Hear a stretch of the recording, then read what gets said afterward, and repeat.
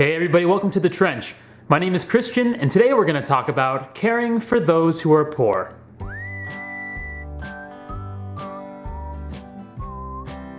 Recently, we spoke about how relational boundaries help us protect the relationships that we're most responsible to as we seek to manage what we're responsible for. In response to that episode, someone asked me a very important question. What about those who are poor? Where do they fit in the circles? First of all, let's remember that we use the image of concentric circles to represent our relationships. This was to help us understand how we're supposed to manage our very limited resources. For example, let's say that I only have one piece of bread, enough to feed only one person, and then I'm faced with having to either give that bread to my hungry daughter or to a hungry homeless man, a stranger.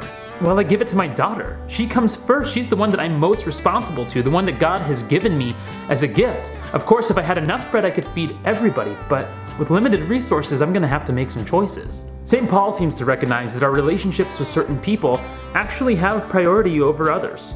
He writes, "Whoever does not provide for relatives, and especially for family members, has denied the faith and is worse than an unbeliever."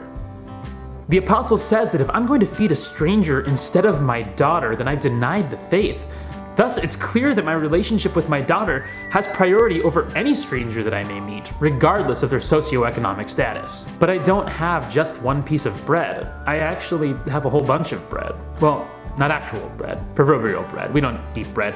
You see, we're paleo in our family and we do CrossFit and stuff, and I've noticed that after I have bread, I get kind of achy in my joints and I don't feel like going to the gym the next day, but after a good chicken salad, oh man, especially when the chicken's rolled in almond, great, now I'm hungry.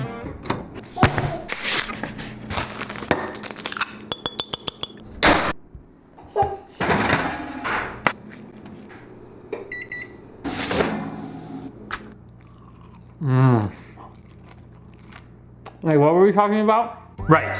How do we relate to those who are poor? How do we care for those in need around us when our time and our resources are limited?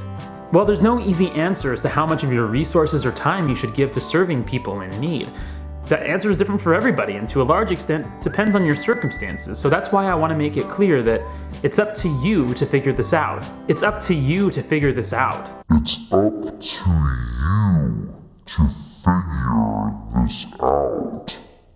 So I'm just going to walk you through a couple of scenarios as you begin to think about how this manifests in your own life. If, as a married man with children, I'm spending every night of the week at a soup kitchen distributing food to the hungry, then I may be doing good social work, but I'm not necessarily living my life in a way that's pleasing to Christ.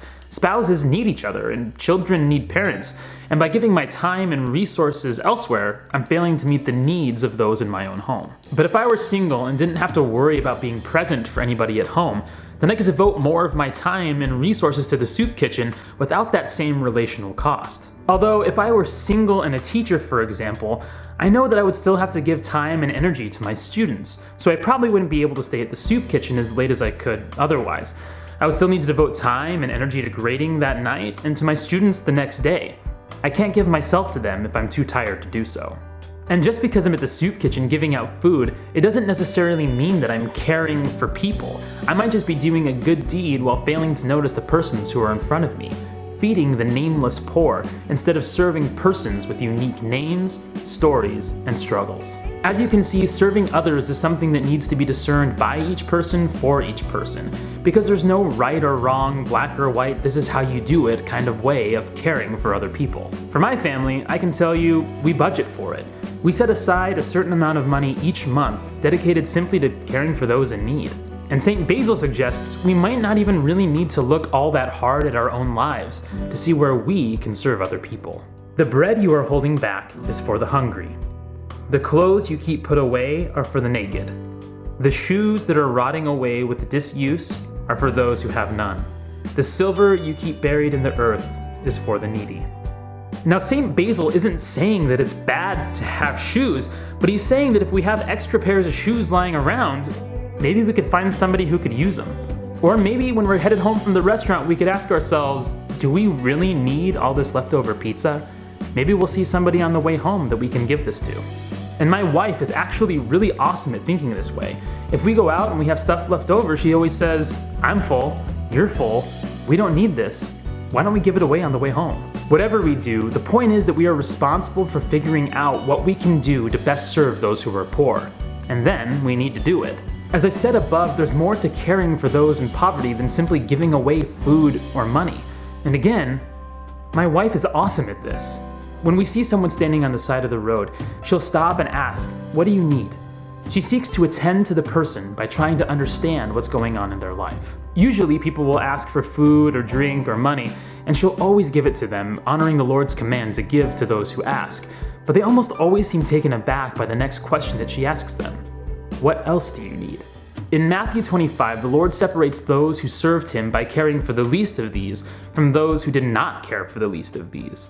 The Lord tells us that we are called to serve those in need, to give food to those who are hungry, to give drink to those who are thirsty, to clothe the naked, to visit the sick and the imprisoned, to welcome the stranger. All of this is a matter of meeting needs, and we can't meet needs unless we know needs, and we can't know people's needs unless we ask them what they are. My wife has received all kinds of answers to her question. Sometimes it is just food and drink, and other times it's things like a job or a place to sleep. Unfortunately, we can't meet all of those needs. Some of them are in our power, but others really aren't. As for giving someone a job, I can't really do that, but I may be able to introduce them or at least direct them towards someone who can. Maybe it's my responsibility to know how to get in touch with the social service agencies in my city that can help people do such things. And whether or not I give them a home, well, that's kind of a hard thing to navigate. As a husband and the father of 2 young girls, it's probably not appropriate for me to open my house to a complete stranger. But as a single dude, I don't know. Maybe it is. And maybe it isn't. That's really for you to decide. But either way, it probably would be a good idea for all of us to know how to refer someone to a place to sleep. Either way, I need to be able to navigate this tension between what I hope to be able to do and what I can actually do as best I can. And you need to be able to navigate that tension as well. We're only responsible for what's in our power. This is also why we need to stop thinking of caring for those who are poor exclusively in terms of material charity.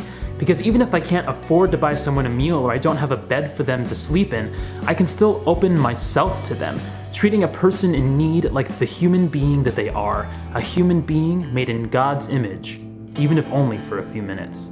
A few months ago, when I was in New York City, I met an older woman named Dorothy. She had no home, and by all appearances had been standing on the street for some time, hoping that somebody would stop and talk to her, but she seemed surprised when I actually did that. I didn't have any money on me, but I asked her name and shook her hand.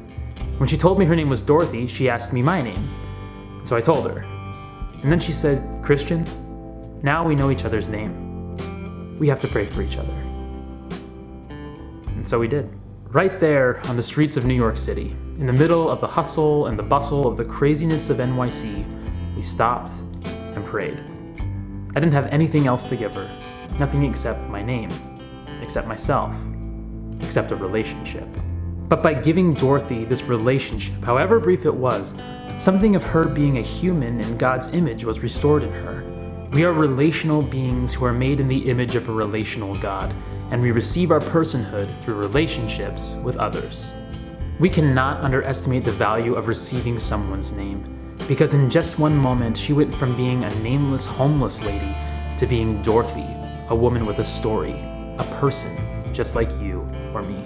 Ultimately, I can't give all my stuff away because I have a family to take care of. But no matter how much money I have, I can always care for my brothers and sisters in Christ by attending to their humanity, by asking for their needs like my wife, or by asking for their name and encountering them person to person. An empty pocket shouldn't stop us from caring for those in need. We always have something to give, even if it's just our time. Our responsibility to our brothers and sisters in need is not to save them from poverty, but to embrace them in our shared humanity, to learn of their needs, to know their names, not to see them as poor people, but as our people. Because we aren't actually all that different. I may not need a home, I have one, and I may not need food, I've got a pretty full fridge, but I too am deeply needy. I need love, I need support, and more than anything, I need the Lord. I need the food of immortality, the bread of heaven, and Christ himself welcomes me, the stranger, to his own table, offering me life in his name. And this is something that each of us needs, life everlasting. We're all poor, and we all need each other. Christ asks us all, no matter our financial ability, to draw near to those in need, because Christ himself draws near to those in need, promising that as we draw near to the least of these, we draw near to Christ himself. So join the fight, live orthodoxy, remember to like and subscribe, and join the rest of us inside the trench.